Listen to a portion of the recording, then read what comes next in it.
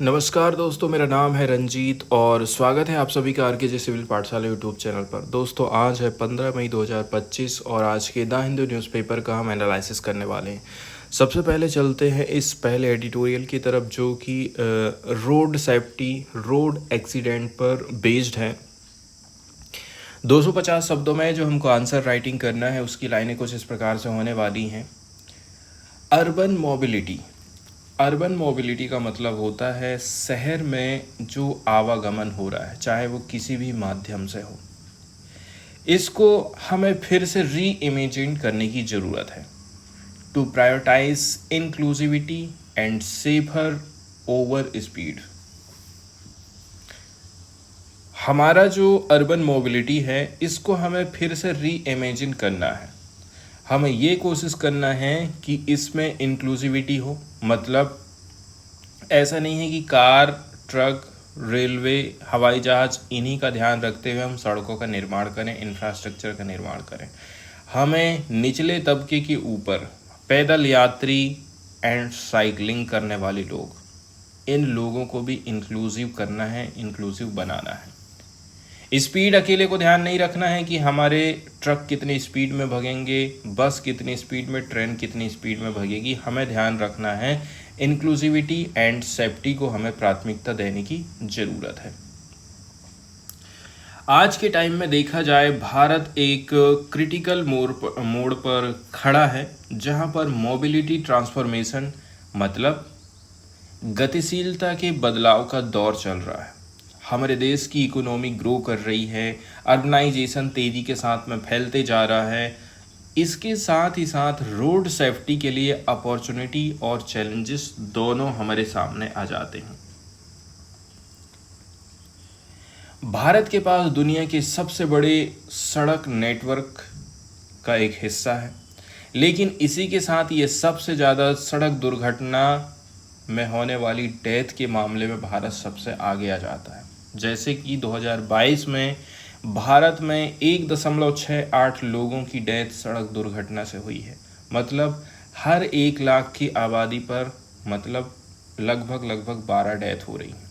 यदि आप तुलना करोगे जापान में, तो ये 2.5 है और यूनाइटेड किंगडम में 2.6 है। इस चीज़ को गंभीरता से लेने की हमें ज़रूरत है। इसका इकोनॉमिक रिपरकशन भी उतना ही ज़्यादा चिंताजनक है। भारत को हर साल सड़क दुर्घटना से जीडीपी का 3% नुकसान हो रहा है। ये नेशनल डेवलपमेंट में हैम्पर्स है, बाधा बन रहा है एंड प्रभावी सड़क सुरक्षा उपायों की तत्काल अर्जेंसी को बताता है, ज़रूरत को बताता है। अब जिस प्रकार से हम कहते हैं ना, राइट टू लाइफ, ठीक उसी प्रकार से सभी सड़क सुरक्षा प्रयासों की नींव हमारे संविधान के एक मूलभूत सिद्धांत पर टिकी होनी चाहिए। आर्टिकल 21 के अंतर्गत सेफ रोड ट्रेवल का अधिकार राइट टू लाइफ का एक अभिन्न हिस्सा माना जाना चाहिए। मतलब हर व्यक्ति, चाहे वो पैदल चलने वाला हो, चाहे वो साइकिल चला रहा है, चाहे वो ड्राइवर हो, इनको पब्लिक स्पेस में बिना किसी चोट या फिर मृत्यु के भय के आने जाने का अधिकार है। इस अधिकार को मान्यता देना सरकार और समाज पर मोरल और लीगल जिम्मेदारी डालता है कि सड़क सुरक्षा को प्रिविलेज, मतलब बड़े लोगों या फिर केवल तकनीकी सब्जेक्ट ही मत मानिए, बल्कि ह्यूमन राइट और पब्लिक गुड के तौर पर हमको इसको देखा जाना चाहिए।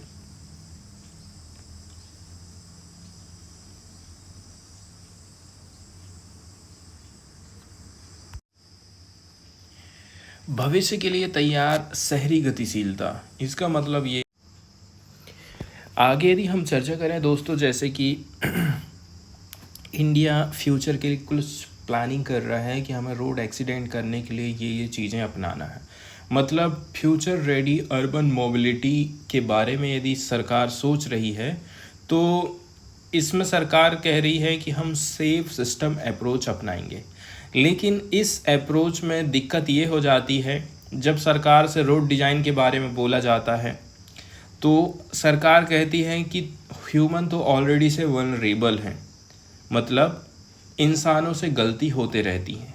गलती हो रही है, लेकिन गलती का मतलब इतनी बड़ी गलती नहीं होना चाहिए कि रोड एक्सीडेंट से डेथ हो जाए। सरकार की जो फिलॉसफी है उसके अंतर्गत बोलना है सरकार का कि लोग तो गलती करेंगे, लेकिन ऐसी गलतियां मौत या फिर सीरियस इंजरीज का कारण नहीं बनना चाहिए।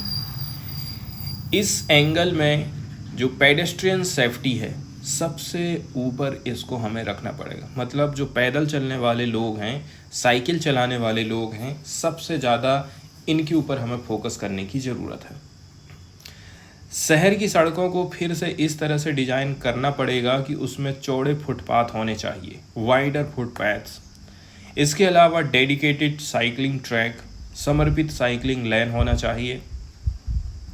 इसके अलावा वेल मार्क्ड क्रॉसिंग होना चाहिए कि ये जगह है, यहाँ से जेब्रा क्रॉसिंग है, यहाँ से पैदल यात्रियाँ क्रॉस करेंगे।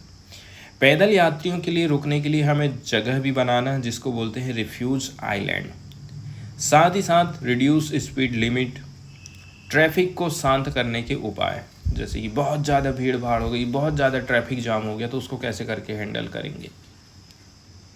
इसके अलावा राइज इंटरसेक्शन, मतलब उठे हुए चौराहों की व्यवस्था हमें करना पड़ेगा। ये कुछ बेस्ट प्रैक्टिसेस हैं जिसको हमें अपनाने की ज़रूरत है। ये वाला दृष्टिकोण व्यक्तिगत सड़क उपयोगकर्ता, मतलब इंडिविजुअल रोड यूज़र को आप दोषी नहीं ठहराएंगे। इसकी बजाय हम एक ऐसा फ्लेक्सिबल एंड मतलब forgiving and resilient road environment लेकर के आना चाहते हैं जो कि लोगों की सेफ्टी के ऊपर ज़्यादा फोकस करेगा।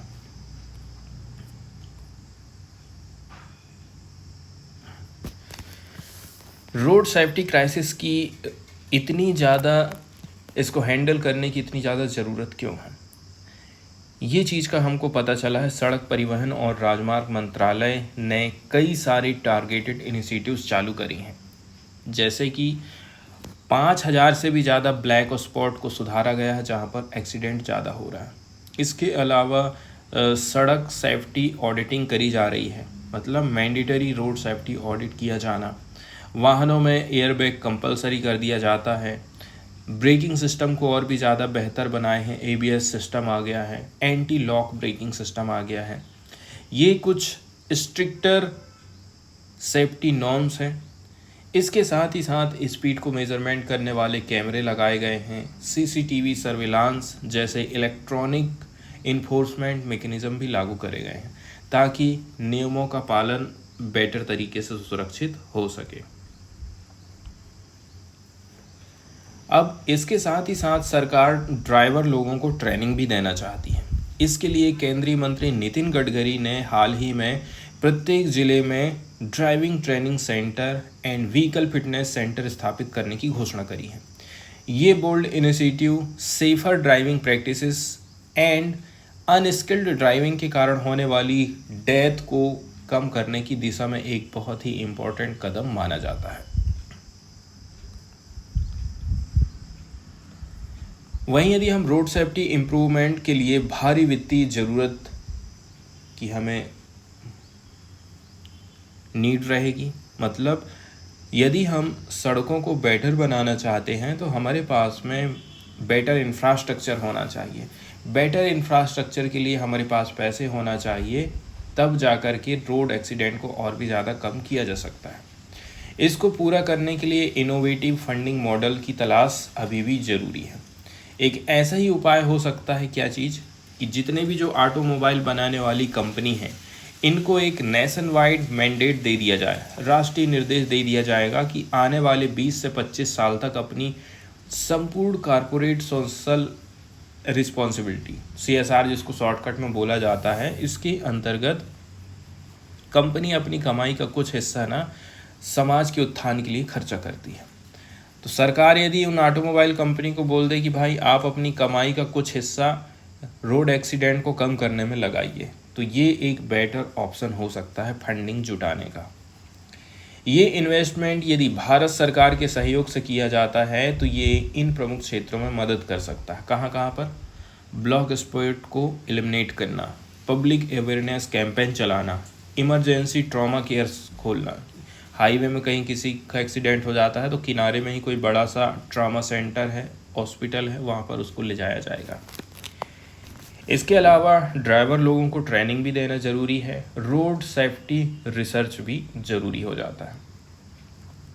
हालांकि जो ऑटो बनाने वाली कंपनियां हैं, कार मोटरसाइकिल बनाने वाली कंपनियां हैं, मोबिलिटी इकोसिस्टम के प्रमुख स्टेक होल्डर माने जाते हैं, इसलिए ये लोग भी जिम्मेदार हैं कि वे भारत की सड़कों को कैसे करके सेफ बना सकते हैं। मतलब ये चीज़ लॉन्ग टर्म कमिटमेंट के अंतर्गत आ जाती है और भारत कह रहा है विजन 0 का टारगेट। इसके लिए कॉर्नर स्टोन या फिर नींव का काम कर सकती है, जिसका उद्देश्य है सड़क दुर्घटना में 0 फैटलिटीज़। अब सड़क सुरक्षा नीति के अंतर्गत हमें जिन चीज़ों का ध्यान रखना है उसके अंतर्गत 4 ई का उल्लेख किया जाता है: engineering, enforcement, education, emergency care. मतलब एक समग्र सड़क सुरक्षा रणनीति जिसको बोलते हैं इंटीग्रेटेड रोड सेफ्टी स्ट्रेटजी। ये 4 जो चीज़ है ना वो उसकी आधार है, बेस है, कॉर्नर स्टोन मानते हैं। हालांकि इन्फोर्समेंट एंड इमरजेंसी केयर में वृद्धि हो रही है, इसके बावजूद भी दुर्घटनाएं होने से पहले ही हमें रोकना है, इसके लिए प्रयास करना है। इसके लिए infrastructure design end user education को बहुत ज़्यादा मजबूत बनाने की ज़रूरत है।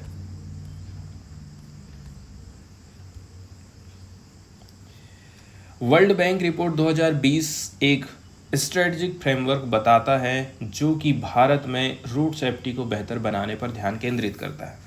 ये रिपोर्ट आई थी जो कहती है कि भारत को अगले 10 साल में नेक्स्ट डिकेड में सड़क दुर्घटना मृत्युओं में 50% कमी लाने के लिए कम से भी कम $109 बिलियन का निवेश करना पड़ेगा। सब्सटेंशियल इन्वेस्टमेंट करने की ज़रूरत पड़ेगी। वर्ल्ड बैंक रिपोर्ट 2020 ये भी बताती है कि ये इन्वेस्टमेंट न सिर्फ लोगों की जान बचाएगा, चोट की संख्या को घटाएगा, इंजरीज को कम करेगा, बल्कि मोबिलिटी एफिशिएंसी को भी बढ़ाने वाला है, जिससे सामाजिक और आर्थिक दोनों तरह के रिटर्न इंडिया को मिलने वाले हैं। एक रिपोर्ट और आई है, ये रिपोर्ट क्या बताती है? IRAP 4 state report. इसके अलावा कुछ और भी ग्लोबल एनालिसिस हैं जो कि बताते हैं कि इन्वेस्टमेंट इन रोड सेफ्टी, इससे हाई रिटर्न मिलता है। मतलब यदि आप ₹1 खर्च करोगे प्रोवन सेफ्टी इंटरवेंशन के ऊपर तो लगभग ₹4 आपका बचेगा। कैसे करके? क्रैश कॉस्ट को अवॉइड किया जाएगा, लोगों की जानें बचेंगी एंड प्रोडक्टिविटी गेंस के रूप में भी इसको देखा जा सकता है। मतलब सरकार को खर्चा करना पड़ता है, कहीं कहीं भी तो कंपनसेशन भी प्रोवाइड करती सरकार की, इतने लोग मर गए हैं तो हम 10 लाख रुपए का मुआवजा दे रहे हैं, तो वो मुआवजे का पैसा हमारा बच जाएगा। एक्सीडेंट हो गया है, हाथ टूट गया है, पैर टूट गया है, तो वो व्यक्ति काम करने नहीं जा सकता, हमारी इकोनॉमिक प्रोडक्टिविटी डाउन होगी।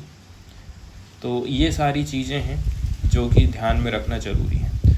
मतलब इंडिया के रोड को अब सबसे अधिक मोस्ट वल्नरेबल यूज़र्स जैसे कि पेडेस्ट्रियन, साइक्लिस्टिक एंड चिल्ड्रन, ये लोग सबसे ज़्यादा प्रभावित होते हैं एक्सीडेंट यदि होता है तो। अब हमें ऐसा विचार अपने सामने रखना है कि भाई जब भी हम कोई पॉलिसी बनाते हैं तो इन लोगों का विशेष ख्याल रखें। तो सड़कें केवल वाहनों के लिए मार्ग अकेला नहीं होती हैं, बल्कि ये साझा सार्वजनिक स्थान होती हैं जो कि हमारे सिविक वैल्यू को बताती हैं। अर्बन मोबिलिटी को फिर से री इमेजिन करने की ज़रूरत है, जिसमें गति की बजाय इंक्लूसिविटी एंड सेफ्टी को प्राथमिकता देना पड़ेगा। जैसे जैसे विकसित भारत 2047 का हम सपना देख रहे हैं, आगे का रास्ता accountability and data driven policy से तय किया जाना चाहिए। रोड सेफ्टी कोई लग्जरी चीज़ नहीं है, ये तो एक प्री रिक्विजिट्स है, मतलब अनिवार्य चीज़ है। सस्टेनेबल एंड इक्विटेबल डेवलपमेंट यदि हम चाहते हैं भारत का। तो अगला वाला जो आर्टिकल यहाँ पर हम डिस्कस करने वाले हैं दोस्तों, ये काफ़ी ज़्यादा कहना चाहिए हार्ड लैंग्वेज में इसको बताया गया है, लेकिन हम इसको आसान भाषा में समझने की कोशिश करते हैं। ये आर्टिकल पार्टिकुलरली बात करता है हमारी कानून की व्यवस्था के बारे में। हमारे देश में जो कानून की व्यवस्था बनाई गई है, हमेशा से इसका मिसयूज़ होते आ रहा है अथॉरिटीज़ के द्वारा, पुलिस प्रशासन के द्वारा या फिर नेताओं के द्वारा। तो कानून की गहरी समझ होना हमारे लिए बहुत ज़्यादा ज़रूरी हो जाता है। सबसे पहले तो हमें कानून के बारे में समझना है। लॉ दो प्रकार के होते हैं, एक होता है मूल कानून, दूसरा होता है प्रक्रियात्मक कानून। मूल कानून मतलब सब्सटेंसिव लॉ एंड प्रक्रियात्मक कानून मतलब प्रोसीजरल लॉ। जैसे कि नाम से ही क्लियर हो जाता है, मूल कानून क्या बोलता है कि भाई कौन सा काम अपराध की श्रेणी में आएगा, उसकी सज़ा क्या रहेगी। पहले नंबर का कानून होता है जिसको सब्सटेंसिव लॉ बोलते हैं।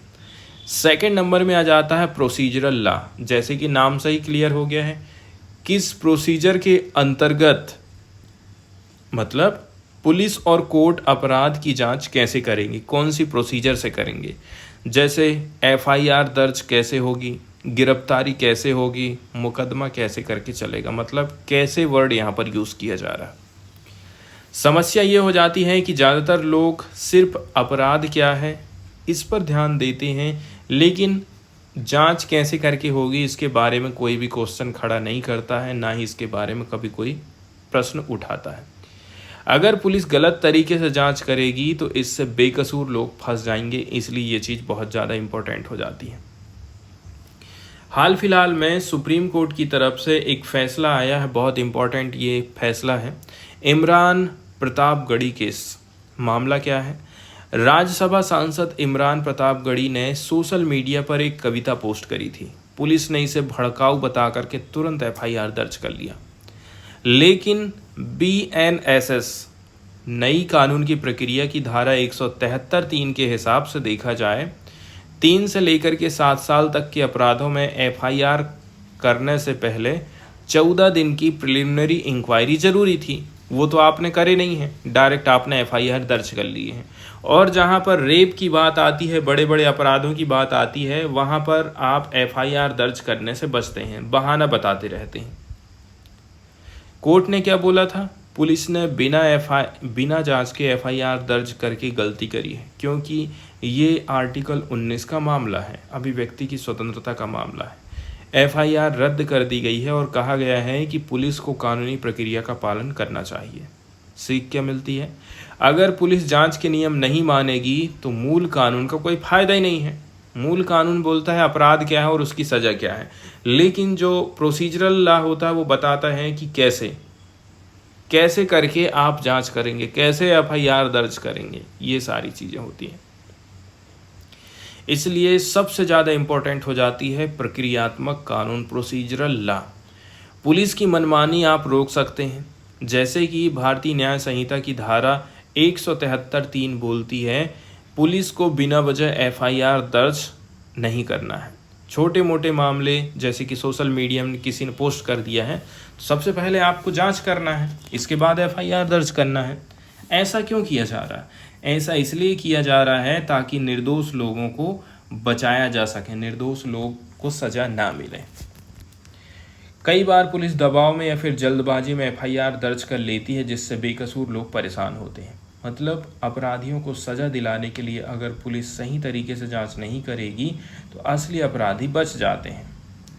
अब यहाँ पर हम जो मेन लॉ है वर्सेस में सब प्रोसीजरल लॉ की चर्चा करने वाले हैं। जैसे कि जो मूल कानून है वो क्या बताता है, अपराध क्या है, कौन सा काम करने से अपराध होगा और उसकी सज़ा क्या रहेगी। लेकिन जो प्रोसीजरल लॉ रहता है वो बताता है कि जांच कैसे होगी और मुकदमे की प्रक्रिया क्या रहेगी। एग्जाम्पल के तौर पर मूल कानून हत्या, चोरी, धोखाधड़ी को बोलता है ये अपराध है। प्रोसीजरल लॉ बोलता है एफआईआर के बारे में, गिरफ्तारी के बारे में, जमानत, सबूत जमा करना, ये सारी चीज़।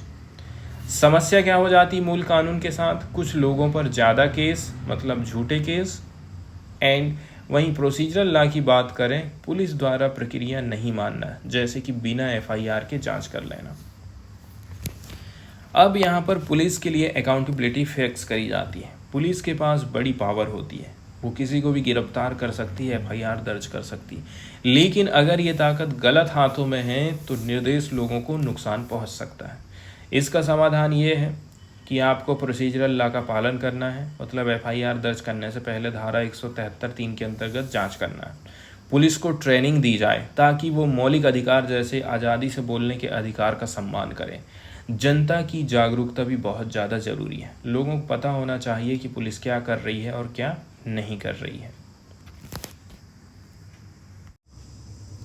अब जैसे कि हम यदि बात करें सुप्रीम कोर्ट का जो हालिया डिसीजन आया है, पार्टिकुलरली इमरान प्रतापगढ़ी बनाम वर्सेस गुजरात सरकार के मामले, इसमें सरकार ने सुप्रीम कोर्ट ने बोला है कि यदि पुलिस नियमों का प्रोसीजरल लॉ का पालन नहीं करती है तो अपराध घोषित करना गलत हो सकता है। मतलब पुलिस की जिम्मेदारी है कि वो जांच और गिरफ्तारी तय कानून के हिसाब से करे, वरना नाजायज कार्यवाही मानी जाएगी, मतलब वो कोई काम की कार्यवाही नहीं रहेगी।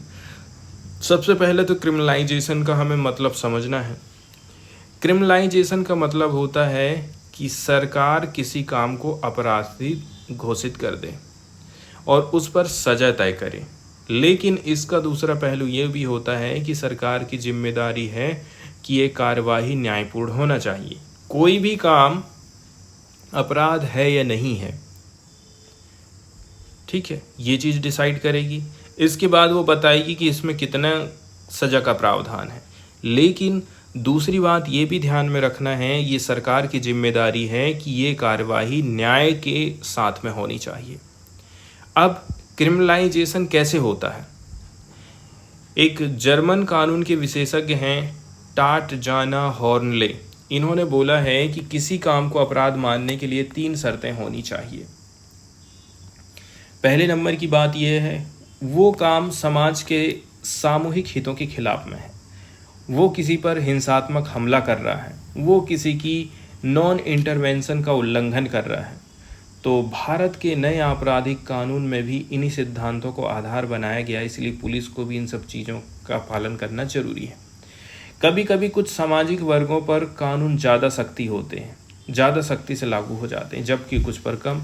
इसलिए ज़रूरी है कि कानून लागू करने वाली एजेंसी जैसी कि पुलिस सही प्रक्रिया का पालन करे, वरना नाजायज गिरफ्तारी या फिर जांच से न्याय का मजाक बन सकता है।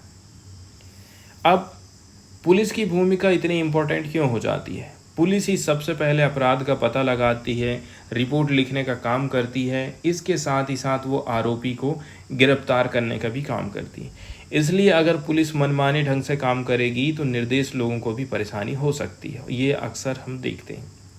भारतीय नागरिक सुरक्षा संहिता आया है 173(3) धारा कहती है, अगर किसी अपराध की सज़ा 3 साल से ज़्यादा लेकिन 7 साल से कम है तो पुलिस को तुरंत एफआईआर लिखने की ज़रूरत नहीं है। उसके पास 14 दिन का टाइम है, प्रिलिमिनरी इंक्वायरी वो करना चाहिए उसको कि मामला सही है या फिर नहीं है। इमरान प्रतापगढ़ी का मामला क्या था, इसको समझ लेते हैं। इमरान प्रतापगढ़ी जो कि राज्यसभा के सांसद हैं, इनके ऊपर आरोप लगाया जाता है कि इन्होंने सोशल मीडिया पर एक भड़काऊ कविता पोस्ट करी। पुलिस ने सीधे एफआईआर दर्ज कर ली और जांच चालू कर दी। लेकिन सुप्रीम कोर्ट ने कहा है कि ऐसा करना गलत है, क्योंकि सबसे पहले तो प्रारंभिक जांच आपको करना था। कोर्ट ने एफआईआर को रद्द कर दिया और बोला कि ऐसा करना फ्रीवोलस, मतलब बेकार और तुच्छ मामलों में एफआईआर दर्ज करने से बचने के लिए है। अब बात करते हैं कि असली न्याय कब होता है। कानून में अपराध क्या है ये तय करना तो ज़रूरी है, लेकिन उससे भी ज़रूरी हो जाता है कि उसे सही तरीके से लागू किया जाए। अगर पुलिस जिम्मेदारी से नियमों का पालन करके काम नहीं करेगी तो न्याय नहीं मिलेगा। इसलिए जिम्मेदार पुलिसिंग और अकाउंटेबिलिटी बहुत ज़्यादा ज़रूरी हो जाती है। न्यूज़ वाले सेक्शन की तरफ यदि हम जाते हैं दोस्तों, तो जो पहली न्यूज़ यहाँ पर हम डिस्कस करने वाले हैं वो जस्टिस BR गवई से रिलेटेड है। हाल फिलहाल में देखा जाए इनको CJI बनाया गया है 52वें नंबर का। पहले जो हमारे चीफ जस्टिस थे वो रिटायर हो गए हैं, अब अगला नंबर इनका आया है। तो देखिए, किसी को CJI बनाना, किसी जज का ट्रांसफ़र करना या फिर जज का पदोन्नति करना, ये सारी चीज़ें हमारे देश में कॉलेजियम सिस्टम के माध्यम से होती हैं। इस कॉलेजियम में सीजीआई बैठते हैं और चार जो है अन्य सीनियर मोस्ट जज बैठते हैं और ये डिसाइड करते हैं। जब भी सीजीआई बनाया जाता है तो उसमें ये ध्यान रखा जाता है कि सबसे सीनियर व्यक्ति को ही सीजीआई बनाया जाए, चीफ जस्टिस ऑफ इंडिया को ही बनाया जाए, उसी को बनाएंगे। अब यहाँ पर हाल फिलहाल में देखा जाए, हमारे जो नए सीजीआई बने हैं वो हैं BR गवई। अब यहाँ पर यूपीएससी के एंगल से, कॉन्स्टिट्यूशन के एंगल से जो प्रावधान है उनको हम देख लेते हैं। जैसे कि आर्टिकल 124(1)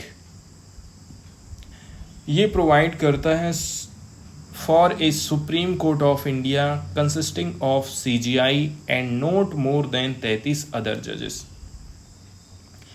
आर्टिकल 124(1) मतलब अनुच्छेद 124(1) ये प्रावधान करता है कि भारत का सुप्रीम कोर्ट मतलब सर्वोच्च न्यायालय में सीजीआई मतलब भारत के मुख्य न्यायाधीश और अन्य 33 जजेस से अधिक नहीं होना चाहिए। मतलब एक सीजीआई रहेगा और 33 जज की व्यवस्था हमारे इसमें किया गया है।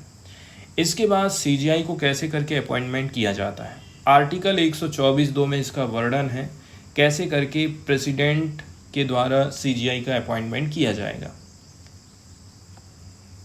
अब इसके अंतर्गत मतलब appointment of the CJI follows the dual convention of consultation with outgoing CJI and appointing the senior most जज of the Supreme Court as a CGI.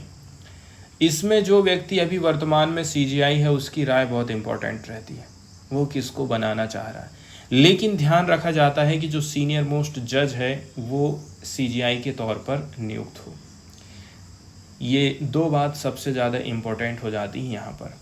Memorandum of procedure की बात करें मतलब कार्यविधि ज्ञापन के हिसाब से, इसमें यूनियन लॉ मिनिस्टर सबसे पहले आउटगोइंग सीजीआई से अनुशंसा मांगते हैं। सीजीआई बोलते हैं लॉ मिनिस्टर पूछते हैं सीजीआई से कि किसको आप बनाना चाहते हो।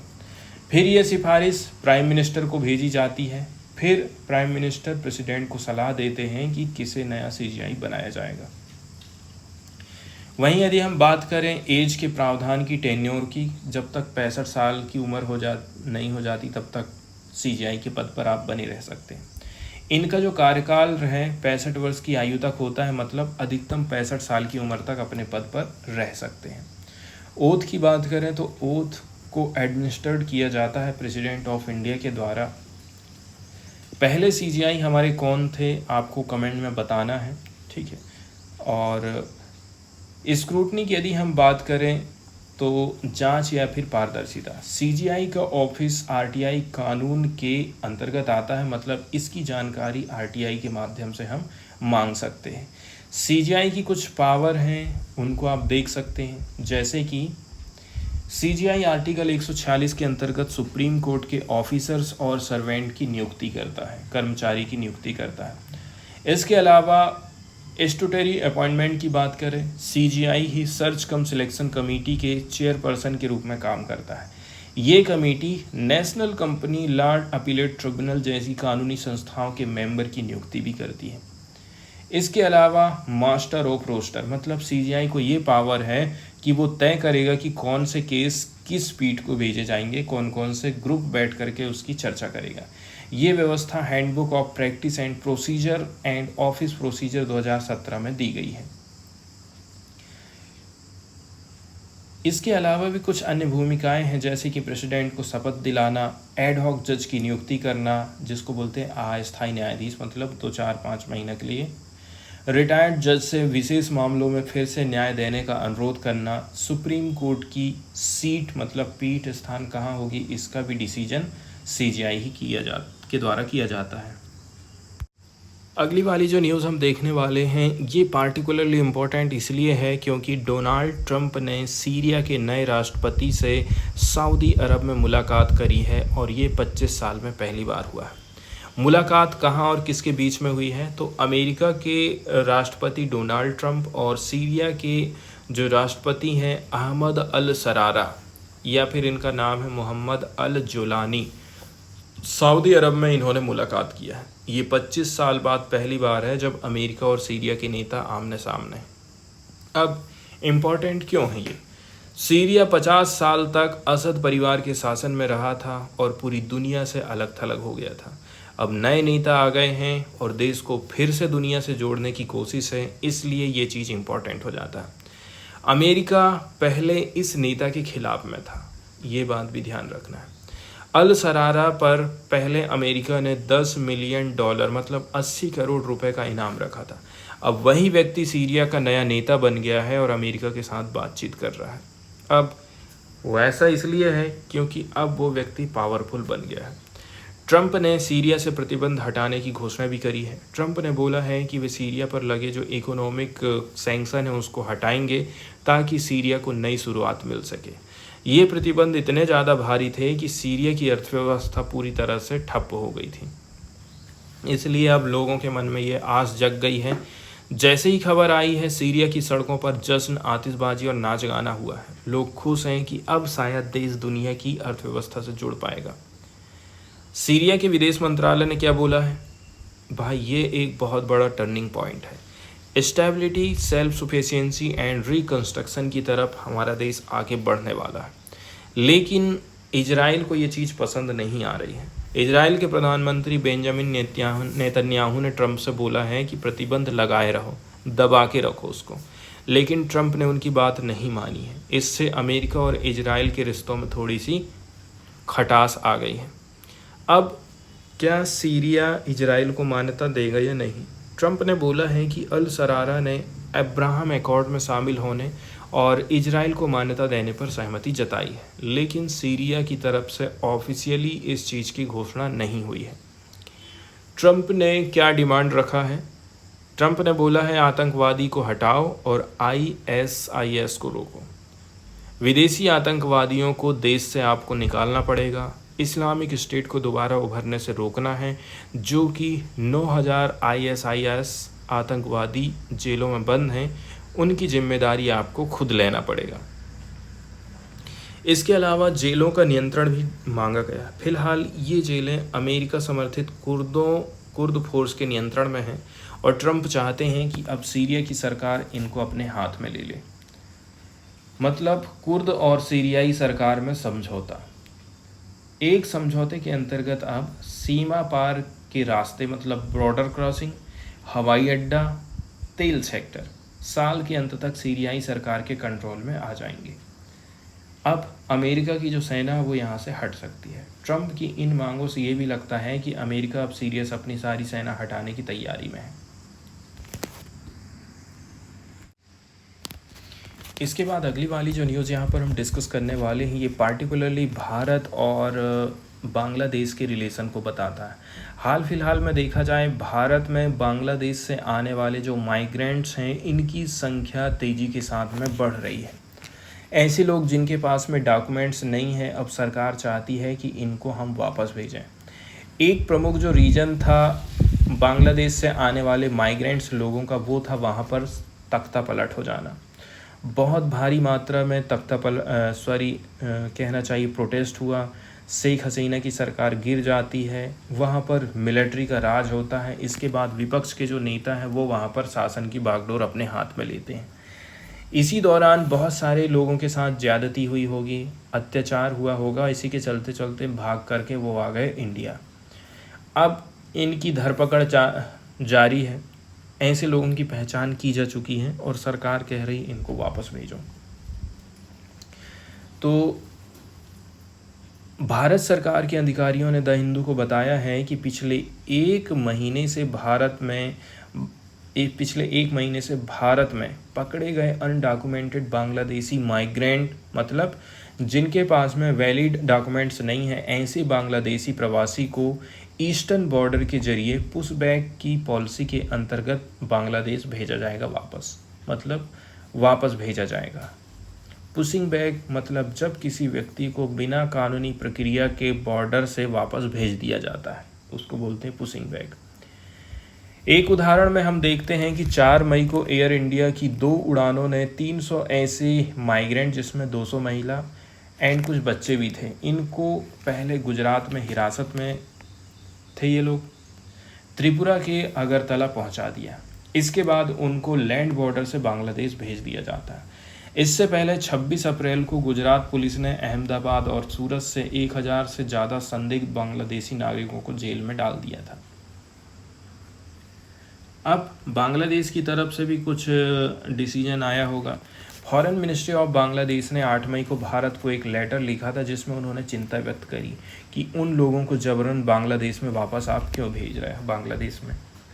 उन्होंने भारत से आग्रह किया कि भाई रिपार्टीशन मैकेनिज्म का तो आप पालन करिए, निर्धारित प्रत्यावर्तन की प्रक्रिया का आप पालन करिए। रिपार्टिटेशन मतलब होता है अपने देश वापस भेजना, एडहियर मतलब होता है पालन करना। और ये वाली जो खबर है ना, डेली स्टार बांग्लादेश के अखबार में छपी थी। अब भारत का विदेश मंत्रालय ने अब तक इस विषय पर कोई प्रतिक्रिया नहीं व्यक्त करी है। एक सरकारी अधिकारी के अनुसार बोला जाता है कि 2024 में कुल 295 बांग्लादेशी नागरिकों को डिपोर्टेड किया गया है और इस साल 30 अप्रैल तक लगभग 100 बांग्लादेशी नागरिकों को वापस भेजा गया है और उन्हें बॉर्डर गार्ड बांग्लादेश को सौंप दिए हैं। वहीं यदि हम बुधवार को राजस्थान के कानून और संसदीय कार्य मंत्री की बात करें, जोगाराम पटेल ने जयपुर में बताया था कि राज्य के अलग अलग हिस्सों में लगभग 1000 संदिग्ध बांग्लादेशी नागरिकों की हम लोग पहचान की है। उन्होंने ये बोला है कि पहले बैच में 148 बांग्लादेशी लोगों को जोधपुर लाया गया, फिर कोलकाता के लिए इनको रवाना किया जाता है, फिर वहाँ से इनको बांग्लादेश देश निकाला कर दिया जाएगा।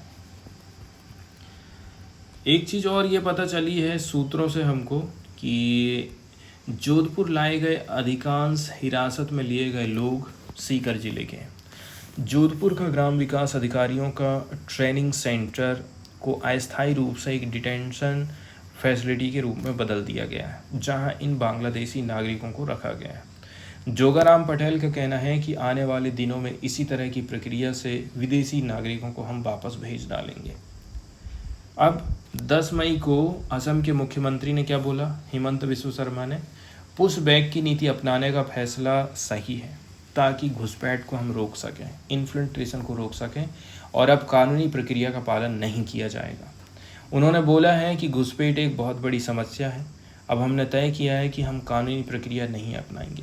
पहले हम व्यक्ति को गिरफ्तार करते थे और भारतीय न्याय व्यवस्था में लाते थे। पहले भी हम 1000 से 1500 विदेशियों को गिरफ्तार करते थे, लेकिन अब हमने फैसला लिया है कि हम उन्हें देश में लाने ही नहीं देंगे, अब सीधे बॉर्डर से बाहर कर देंगे, ऐसा हेमंत बिस्वा शर्मा ने बोला है।